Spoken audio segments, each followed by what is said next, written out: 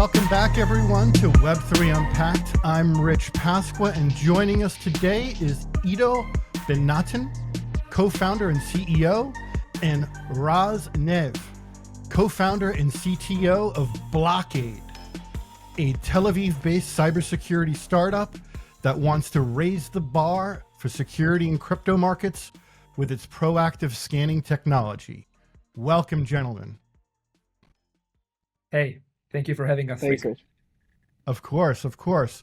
I've been wanting to talk to you guys for a while. We've been in about a month or plus trying to organize this, and I'm glad I got you because you guys are pretty interesting, and you've got a really interesting background that I want to share with our audience.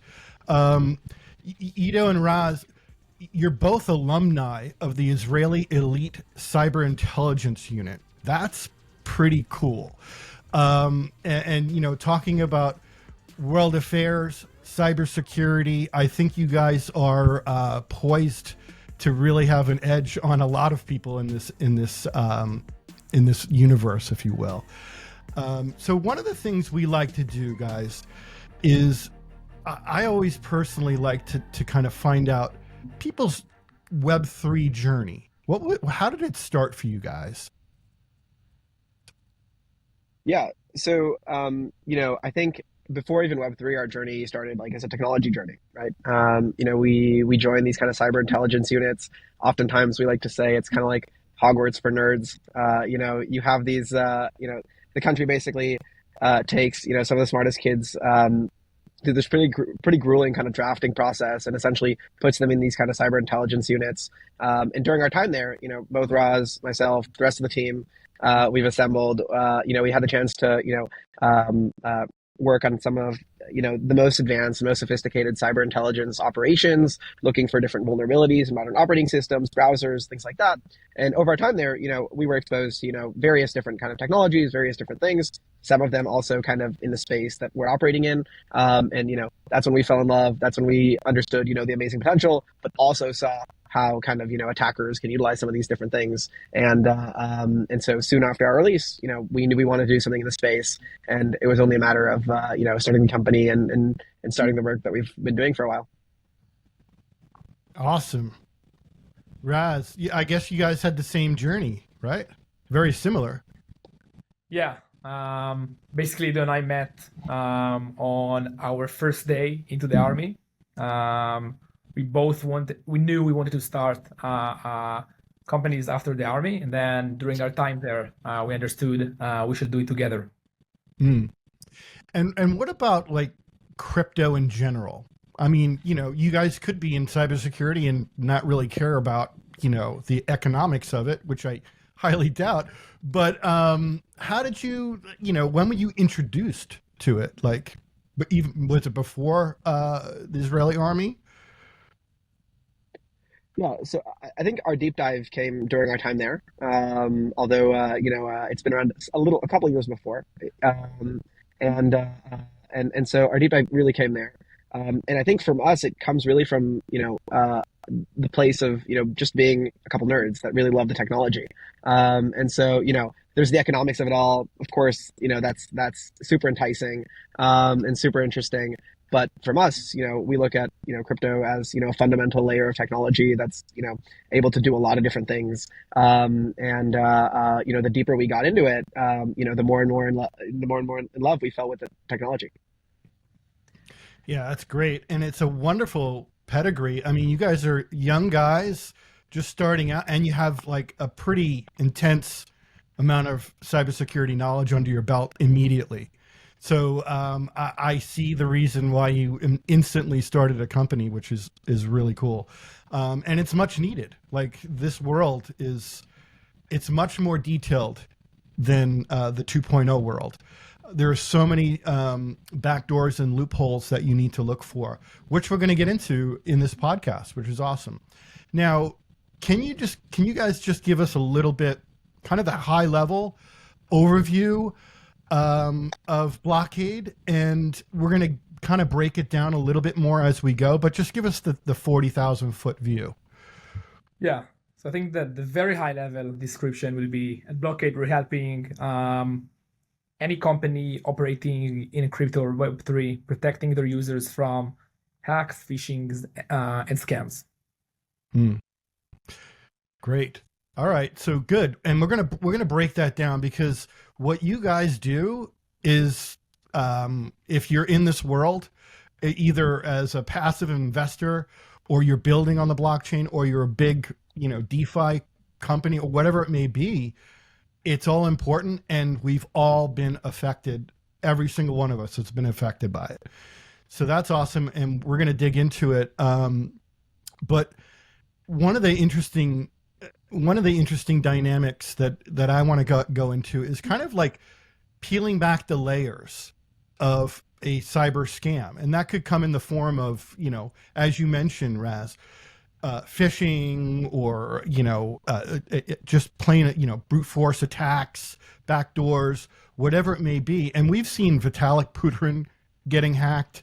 We saw Ledger's Connect Kit get compromised or exploited over the past couple of months, and so on and so on and so on. There's been a lot of it. Can you kind of give us a case study or a use case of like how these guys do this? What's the anatomy of it? Anatomy, I should say. Yeah. So I think, I think in general, as you said, like there are a lot of like different ways to like, unfortunately, to perform like like malicious incidents on crypto and Web3 in general, and it can vary between exploitation in smart contracts, keys that got compromised, or phishing and scams.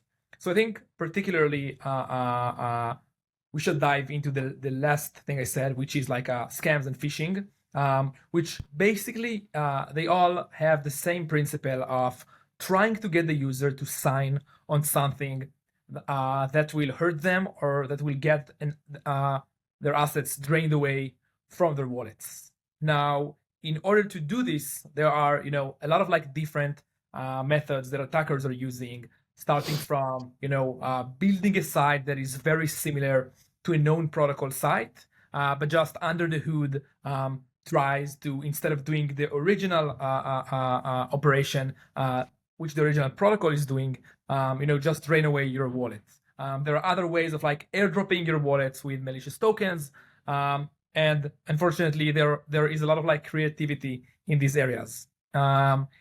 If you want to talk specifically on like a use case, I guess we can cover the Ledger Connect Kit incident, which is in general a part of like a lot of like attacks we're seeing recently around front end of regular dApps that are being compromised.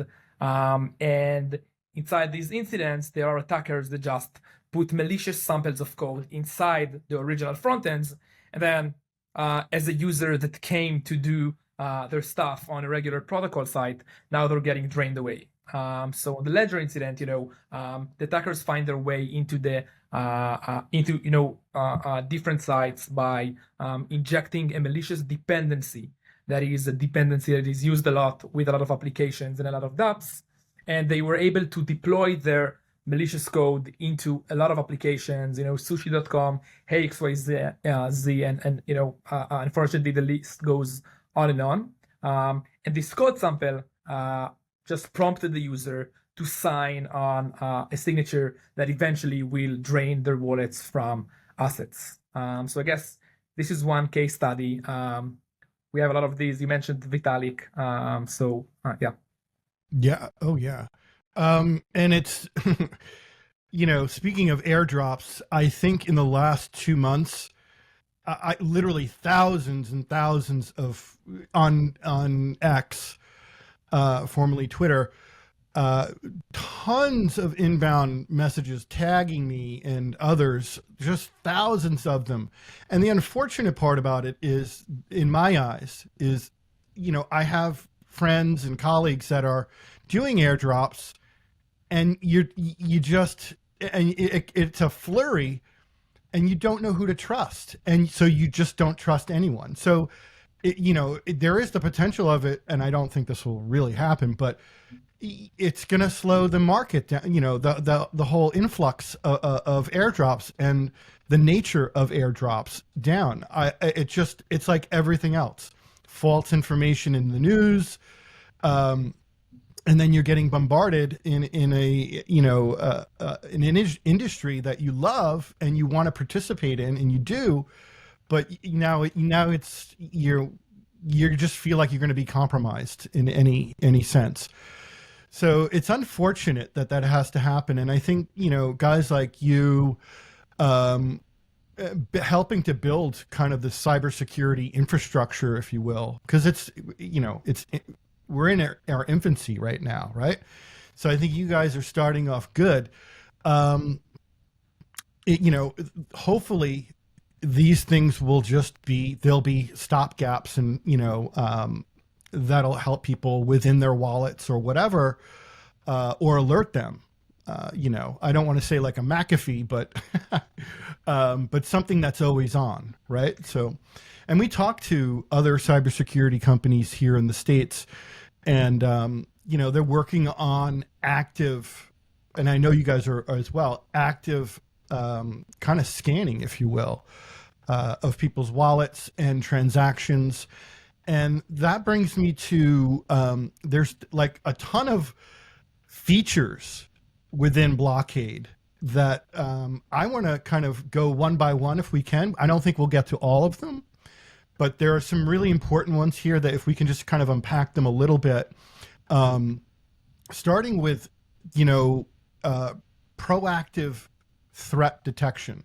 So as soon as I read that, I was like, wow, that is what the world needs, right? What is it? Can you help us understand that a little better?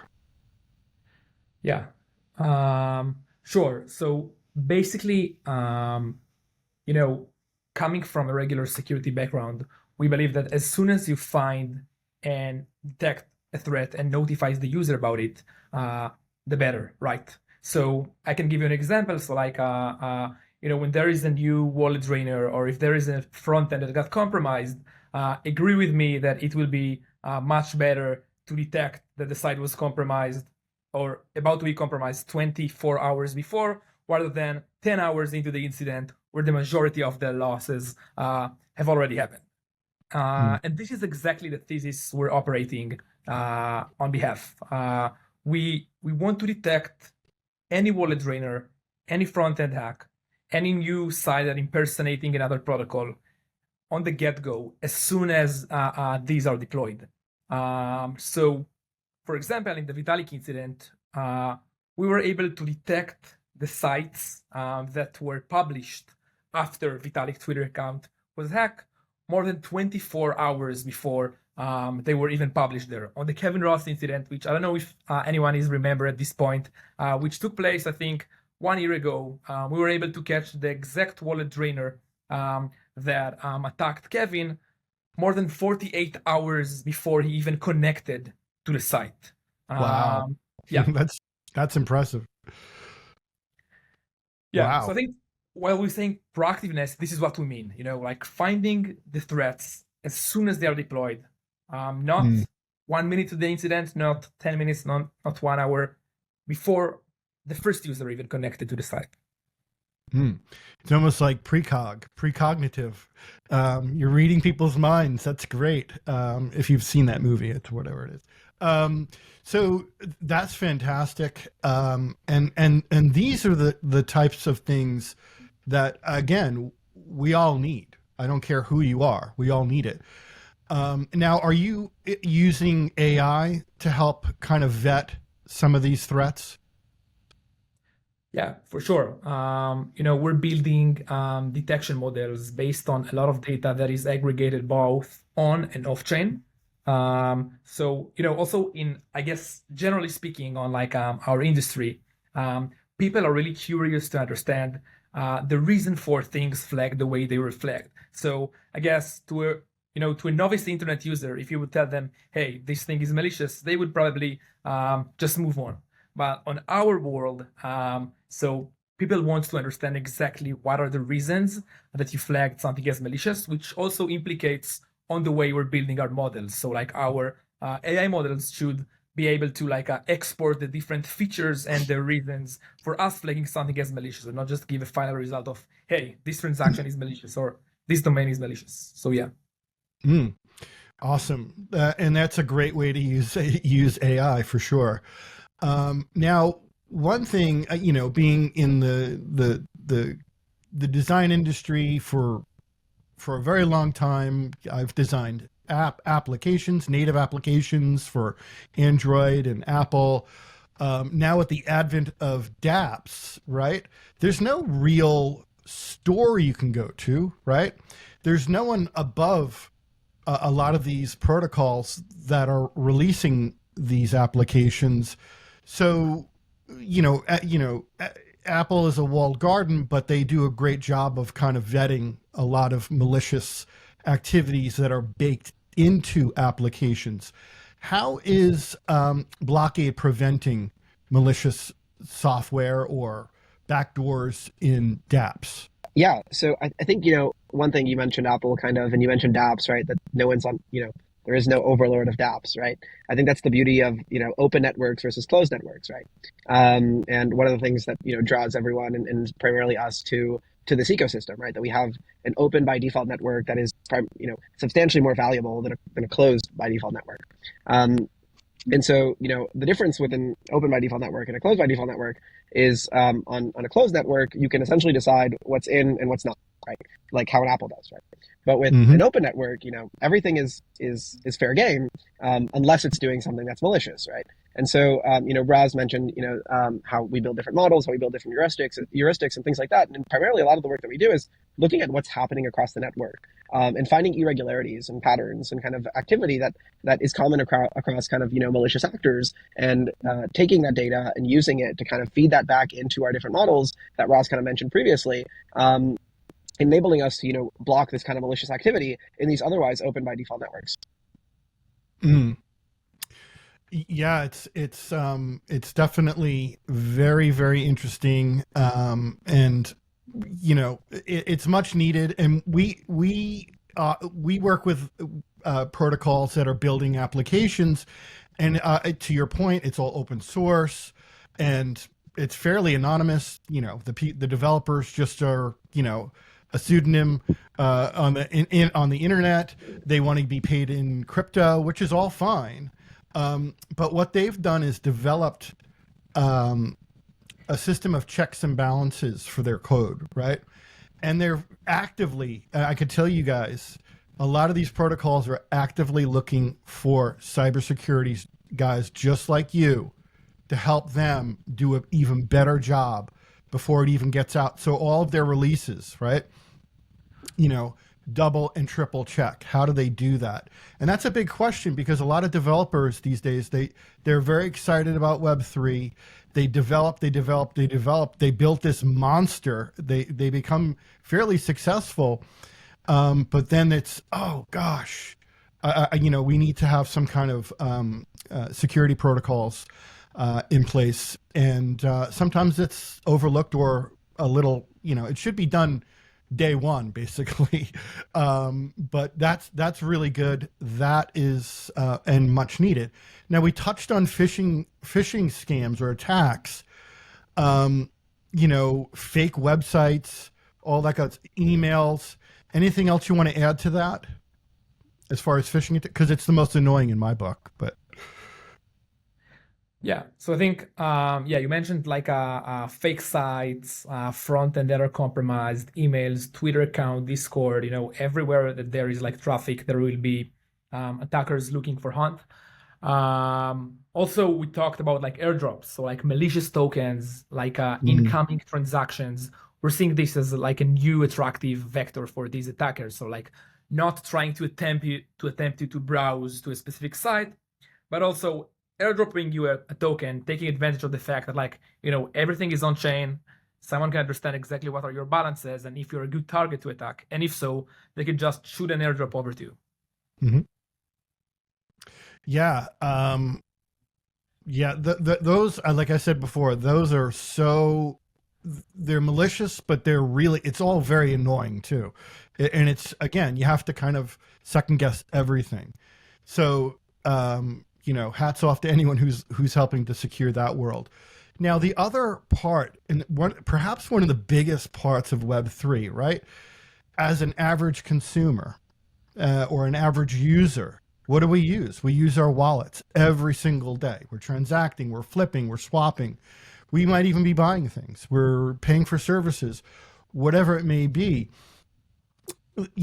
If there is a compromise to happen, it's going to happen in a wallet, either in issuing the app itself or in the day-to-day use of the app. How do you help people store their content and secure their content within their wallet? Yeah, so I think, in the past, we've seen a lot of these kind of private key compromises and things like that, and in a bunch of bogus kind of wallet apps and these kinds of things. I think more and more today, and the primary focus of these kind of attackers is less so on kind of attacking and targeting these wallets specifically in the custody model, which are virtually kind of very, very, very solid, but rather kind of finding flaw and human error and kind of convincing people into signing these kind of malicious payloads and utilizing social engineering tactics and kind of phishing tactics to kind of extract value in this kind of way, very, very similarly to some of these other attacks, and kind of using more and more sophisticated methods, similarly to how Raz kind of mentioned the Ledger Connected attack, right? These are totally legitimate domains that users have trusted for years and interacted with, and all of a sudden hundreds of them compromised instantly, and users coming in to do similar swaps, right, that you've kind of mentioned on SushiSwap, for example. And all of a sudden, they're getting a malicious payload from a website that's otherwise really trusted. And so that becomes a very, very difficult thing for users to, comprehend, for wallets to defend against. And ultimately, you said it earlier, right? Really hurts our kind of ability to operate in this space, and even more so hurts people's ability to enter the space, right? When even the websites that you go and use on a daily basis aren't trusted, then you really kind of rely on kind of the wallets that you have in place, and the technologies that we're building and embedding in some of the biggest wallets in the ecosystem, to really protect you from these kinds of compromises. Yeah, and it's important for our audience, and a lot of people know this already, but you're not just, you don't just have currency in your wallets, you have NFTs, right? So malicious NFTs, those are actual applications, right? They're very, some of them are smart, some of them aren't, but they are smart contracts. It is built with code. They execute certain things, whether for marketing or entertainment or finance or whatever it may be. That's super dangerous. And just talking to you guys, I'm like, oh my God, how many NFTs do I have in my wallet that are, have a disease or something, or a backdoor or something? It's really important for people to understand that, if you don't know the organization and you don't know the person it's coming from, don't touch it. Don't take the free downloads.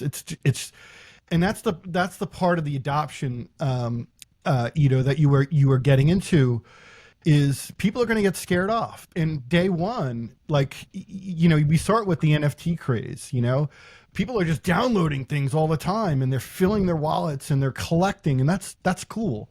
We want you to do that. But it really does, all of these things ding the adoption curve, and it's unfortunate, but I think it's going to get cleaner. I think we're going to, within the open source world, we're going to have a cleaner environment, a safer environment. So that's awesome. Yeah, I also think that an experiment we would like to have is tell people, go to your wallet, open your NFTs tab, and see how many spam and even potentially malicious tokens you have there.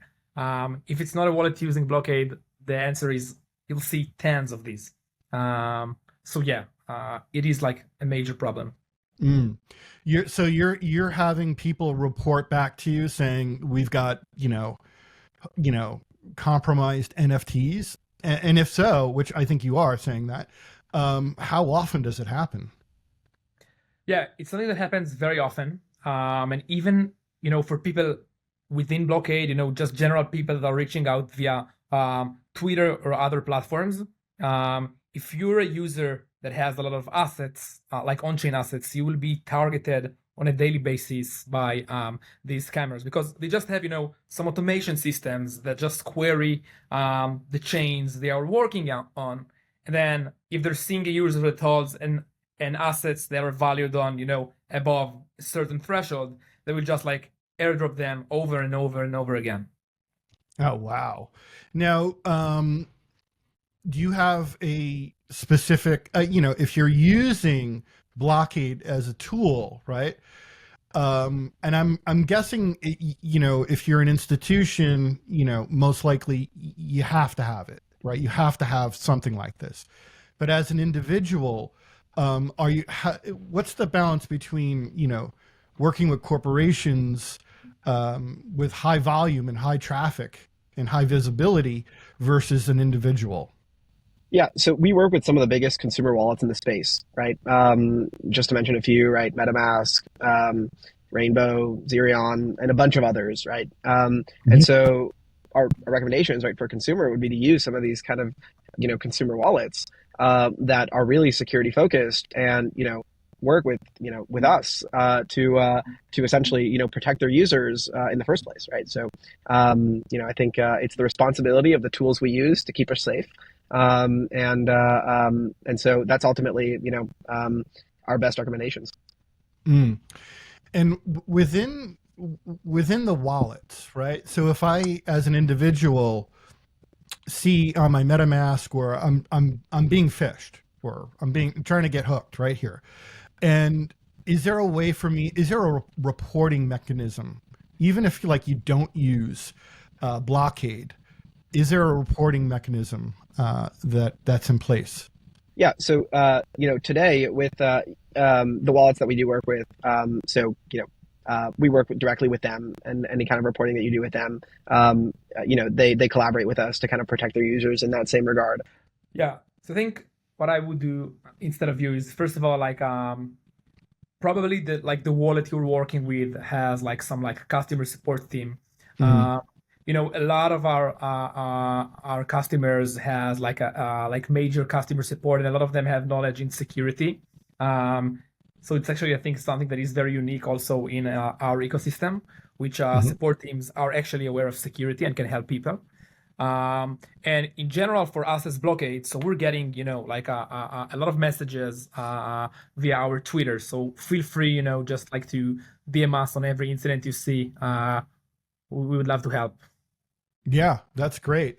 And it's important for our listeners to understand that, you can use Blockaid because actually, one, you're better protecting yourself by just being aware. Number two, every inquiry you guys get goes into a database, right? And that is filtered and you use that data. So don't be shy, reach out, right? So that's great. And I'll personally start doing that. Now, one other thing that I'm fascinated, and I've dabbled a little bit with DAOs, right?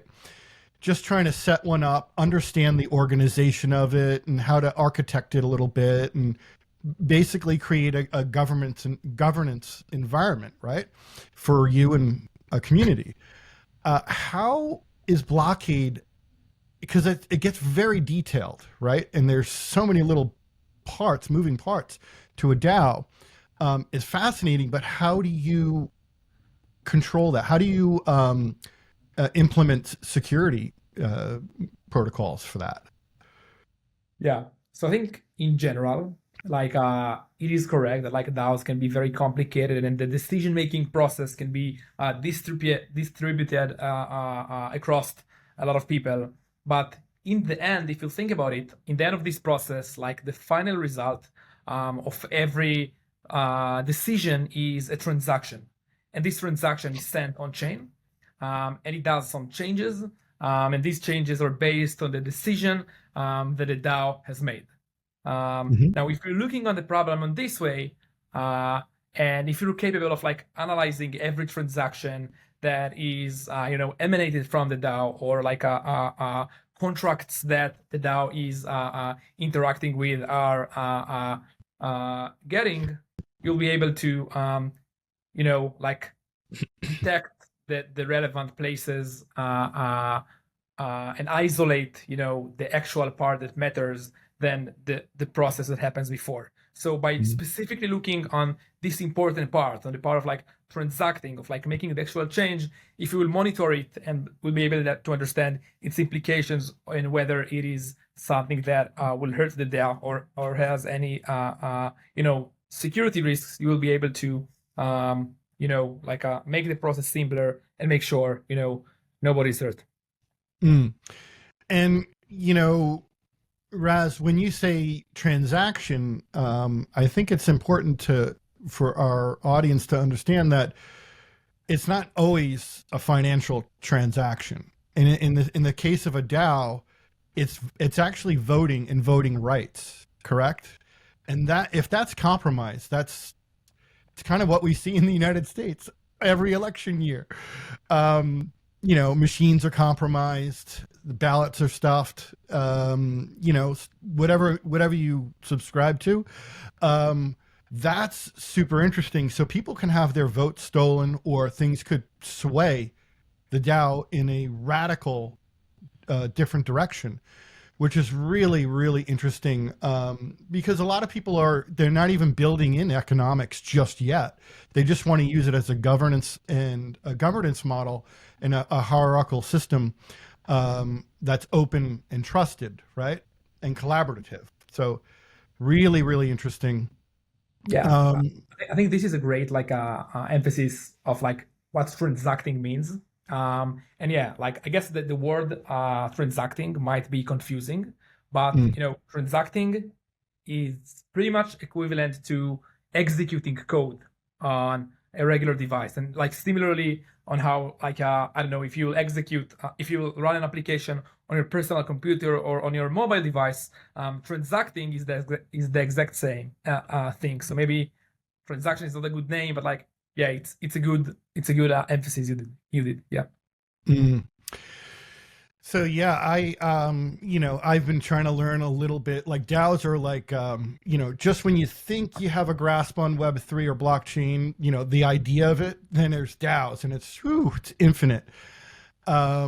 So wow, very interesting. One of the things I like to learn about with protocols and applications, like yourselves, and meeting the founders and the innovators behind a lot of these products and tools, is what does your team look like, globally, the amount of them. Obviously you don't have to give total specifics, but what does it look like? Because again, I think you guys were talking, we were talking before we jumped on, and people always talk about, the coins are going up and everything else, but they don't really talk about the industry that's being built. And I think that is one of the more special things behind blockchain, behind Web3. What does it look like for you guys? Yeah, so definitely agree with kind of the sentiment around, we oftentimes joke about this, right? It's like, I don't think people building on AWS really care if the stock is, if Amazon stock is up or down. But so we're building around kind of the technology, and prices go up, prices go down. So yeah, the team is primarily built of mostly engineers and security researchers, based out of Israel and Tel Aviv. Some of the best kind of security researchers the space has ever seen. People who have found vulnerabilities in modern operating systems, browsers, things like that. People Raz and I have served with for years and years. That have taken, all that know-how and are now applying it to, solve some of the toughest security challenges in crypto and in Web3. And following our Series A and following kind of, a lot of kind of momentum with a bunch of customers, we've grown out the team substantially as well, into the US and have kind of grown out those kind of go-to-market functions as well. Yeah, that's great. So you guys are in growth mode, and this is what we were talking about earlier. People don't understand that things are moving fast, and 2024 is not just a Bitcoin ETF. It's really about the people behind the computers, behind the servers and the nodes. It's fascinating, and to me, that's the most exciting part, and it's the biggest thing that people are not talking about. Which, thank you for sharing that, because it is important. It's important for the world to understand. Okay, so that's super interesting. Love that, and you guys have some really, really big names. MetaMask, as you mentioned before, OpenSea. Who else are you working with? So our audience knows that, hey, these guys have a hold on the industry here. Yeah, so we announced during our funding announcement a couple, marquee customers. Of course, there's a lot more behind the scenes that we haven't yet announced. But we're working with some of the biggest kind of wallets in the space, primarily, MetaMask, Rainbow, Zerion, and a bunch of others. We work with some of the biggest dApps in the space. OpenSea is one of them, for example. I guess those are a couple we can mention. But we will be doing a lot more announcements with a lot more customers really soon. Yeah, I can't wait to hear that, because these are the products that, if you're in Web3, these are everything that we're using. OpenSea, obviously MetaMask. I'd love to see you guys hit every single wallet. Obviously there's competition out there, but, and predominantly, I mean, you're a global presence, right? But where are your customers really coming from? Are they more North America or European based, Asia, EMEA? Yeah, this is a good question. I think, Web3 is a pretty global space. Of course, I think there's a lot of great technology companies in the US. And so a lot of the customers we work with have offices in the US. But we spend a lot of time in Europe. We spend a lot of time in Asia. It's always, exciting to see, new developments happening across the space, and seeing kind of really how global this industry is, more so than other kind of sectors. Yeah, and with that said, as far as the client roster, which is impressive to start with, which is awesome. And again, we are in our infancy. This is great. If you're attracting those names right now, man, that's good stuff.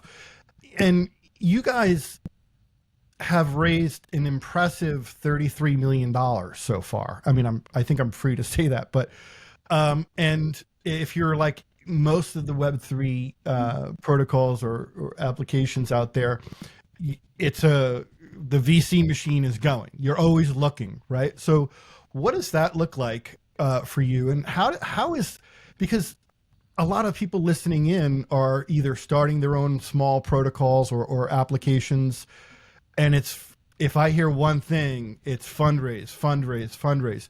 What does that look for you guys? And, it seems like you're off to a good start. Yeah, I think what I can say is basically, fundraising is a function of success. You work with some early customers, you have some great traction, you build out technology, and at least from our experience, great investors will come. Yeah, I think, it's a show, don't tell kind of thing.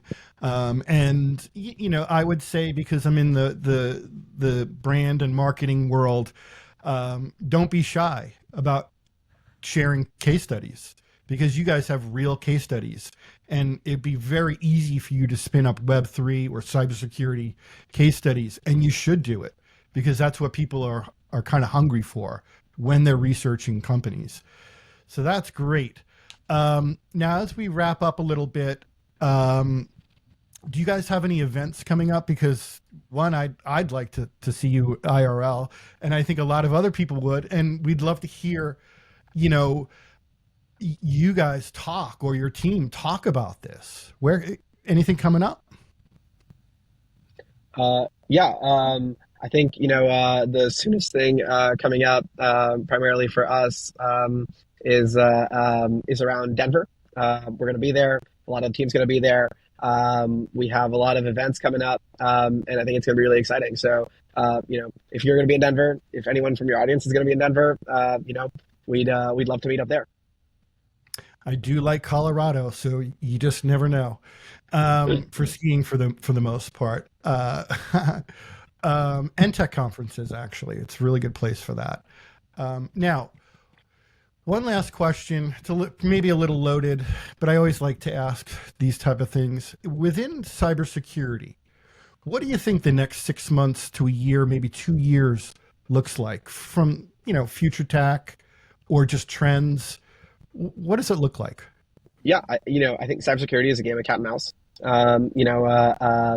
Builders build and attackers try to break, and so we're constantly in this kind of never-ending chase where we try to stay one step ahead, and they find some other place, and they move to the point of least resistance. And so I think as long as the incentives are in play, and as long as they continue to find new ways to create value in these networks that are just value networks, they'll continue to do so. On one hand, it's an unfortunate reality, but I think it's our responsibility as an industry to push them, to places where it's more and more difficult for them to do so.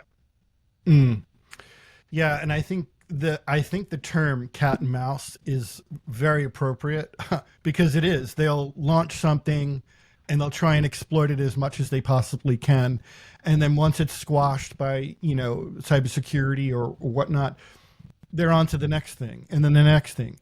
Now, with that said, and I should have asked this earlier, but does Blockaid have like a repository for developers, whether you're a CEO or a developer or a lead engineer, to kind of tap into on a daily basis, maybe with alerts, and maybe it has an educational component to it so that you could further, through clean code, thwart some of these attacks? Yeah, so at the moment, we're mainly interacting with people that are interested in Blockaid before, but there are going to be a couple of surprises during this year. So great. Not only helping with cybersecurity, but also educating up and out across the industry, which is very cool. And that's the nature of Web3, share and community building. So we appreciate that for sure. And we talked about some of the conferences coming up. And if you're in Colorado, guys, girls, go check them out, because yes, cybersecurity, maybe not the sexiest thing, but it actually is pretty cool when you understand what's going on, how to protect yourself, and the technology that goes behind it, which is excellent. Where can our listeners learn more about Blockaid? So feel free to visit our site at Blockaid.io, our Twitter account. We have a lot of blogs coming up. And of course, feel free to reach out.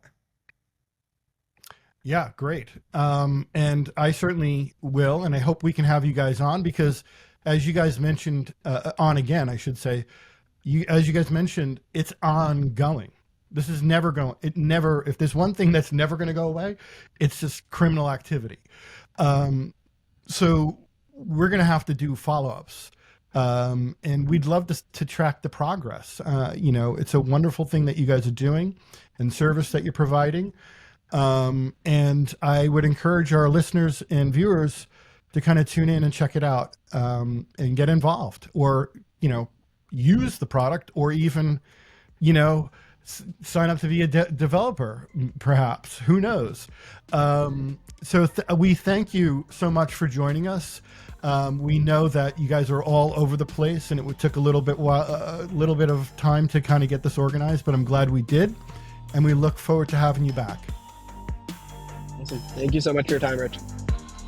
Thank you so much. Thank you.